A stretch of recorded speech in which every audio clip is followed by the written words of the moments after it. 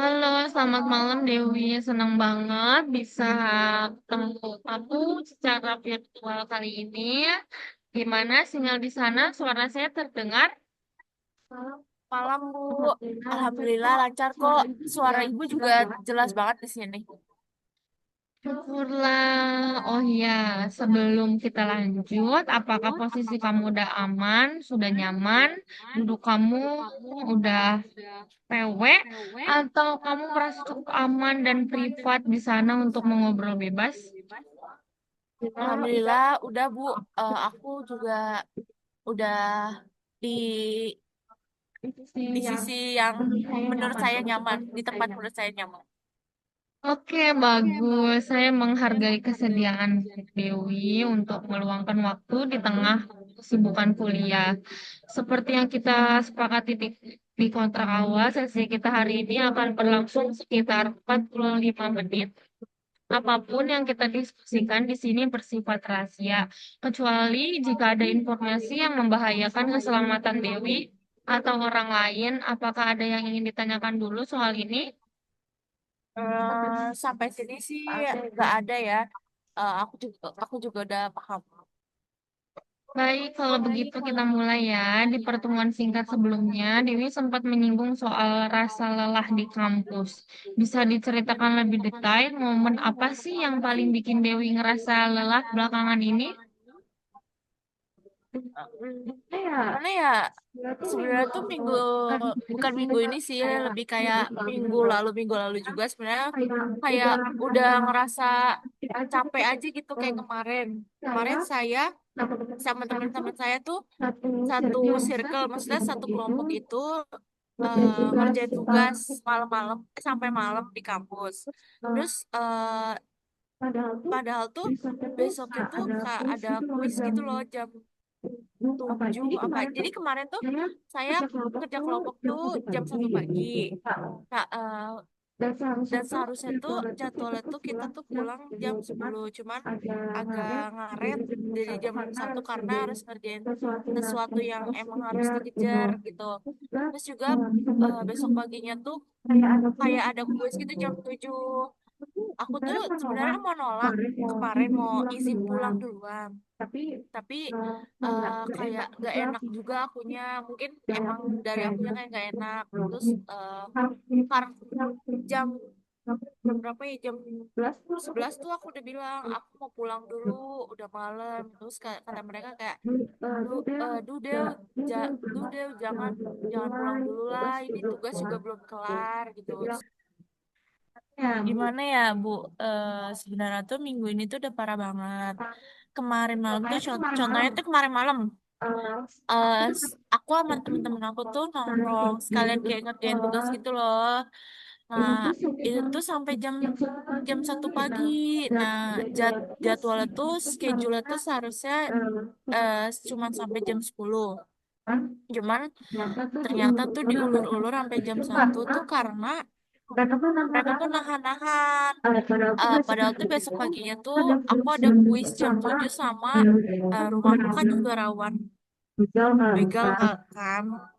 Nah, aku tuh kemarin udah nolak gitu, udah nolak kayak aku aku nggak bisa malam-malam, aku mau pulang ya sekarang. Terus kata mereka kayak, udah jarang-jarang nih kita lengkap atau jarang-jarang juga nih kita tuh kayak ngumpul kayak satu satu tim gitu. Biasanya kan ada yang, gue nggak bisa, gue nggak bisa. Nah, tapi tuh aku heran tuh kenapa pas saat aku mau pulang, mereka tuh selalu nahan-nahan kayak, ngapain sih pulang, ngapain? Ini juga masih tugasnya masih banyak. Nah, karena emang aku kayak gak ada tergerak buat pulang, jadi aku kayak ikut-ikut aja gitu loh. Hmm, jadi Dewi ikut nongkrong sampai jam 1 pagi. Itu tuh meski tahu ada kuis besoknya, apa yang Dewi rasain saat duduk di kafe itu pas sama mereka? Jujur, aku ngerasa gak ada di sana gitu loh, Bu. Kayak fisik aku tuh di sana. Ikut ketawa, pikiran aku cuman ikut ketawa atau ikut kayak hahaha hihi ngobrol, cuman pikiran aku tuh kayak ngeblank, kayak ngeblank aja gitu, ngeblank di pikiran aku, kayak cuman kayak aduh gimana ya aku buat kayak belajar, aku belum baca buku, aku tuh takut takut kayak nggak bisa nganalisis suatu kasusnya gimana gimana. Terus otak aku kan juga kayak agak lemot kan, jadi harus harus banget TNM baca berkali-kali gitu. Jadi kalau misalnya aku belum ngelihat buku tuh kayak ngeblank gitu Bu. Terus aku juga ngerasa ngerasa bersalah banget gitu loh sama diri aku sendiri, kalau misalnya aku pulang duluan aku takut mereka bilang kayak ih si paling ambis, atau ih si sok pinter lah gini gini gini gitu. Mendengar cerita kamu ini tuh kayaknya tuh ada konflik batin yang kuat ya. Di satu sisi kamu itu ingin menjaga hubungan pertemanan agar tidak dicap negatif, tapi di sisi lain kamu ini ngerasa mengabaikan kebutuhan diri sendiri. Apakah takut dianggap tidak asik? Ini sering muncul di situasi lain. Jujur, ini tuh Jujur, sering ini banget, tuh sering sering banget, banget banget sering banget bu. banget banget Kayak banget bukan Bu. cuma Kayak nongkrong bukan aja, cuma tapi nongkrong kayak aja, soal tapi kayak organisasi soal juga organisasi bu. juga tuh. Apalagi kalau misalnya rapat diulur-ulur Terus, itu. Terus aku juga sekarang aku juga sekarang kan megang dua divisi di UKM berbeda.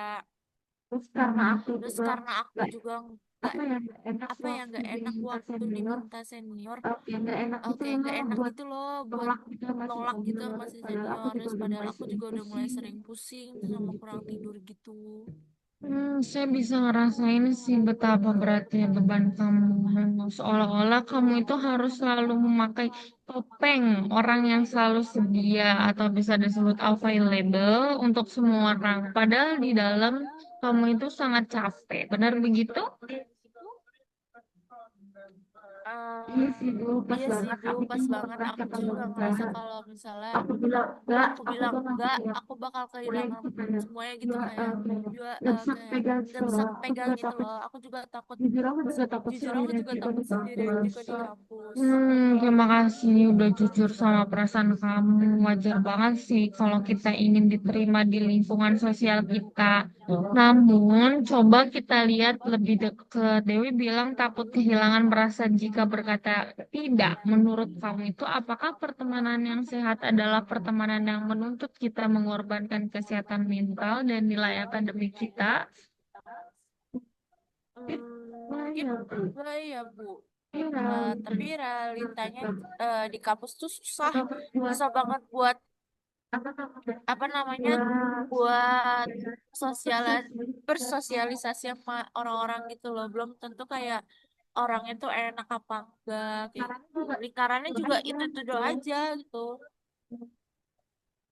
Mari kita coba sebuah teknik kecil kali ya. Kita sebut aja uji realita.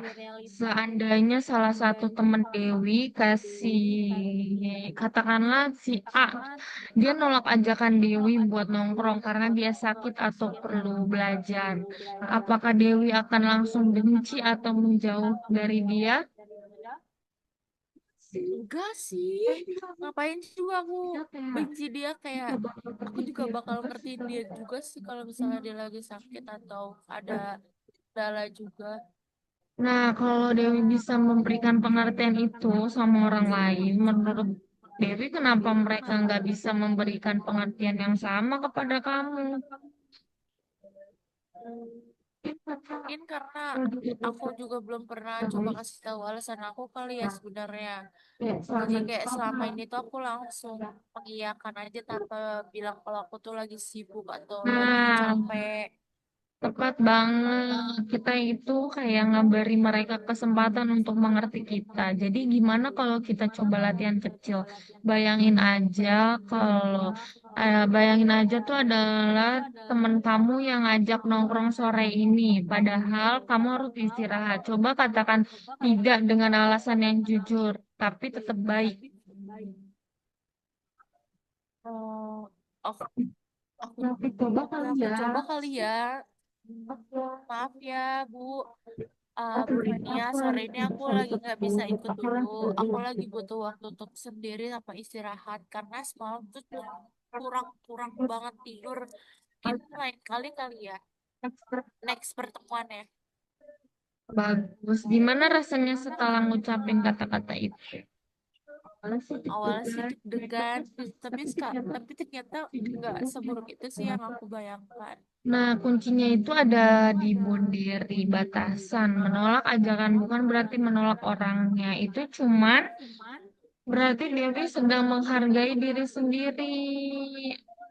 Dewi, waktu kita hampir habis untuk hari ini. Dari obrolan kita tadi, apa poin penting yang bisa Dewi bawa sampai ke depannya? Um, aku belajar sih dari ketakutanku selama ini. Mungkin cuma ada di kepala aku aja kali ya, nggak perlu jujur juga sama apa. Aku perlu jujur juga sama temen-temen aku tentang kapasitas aku di mana.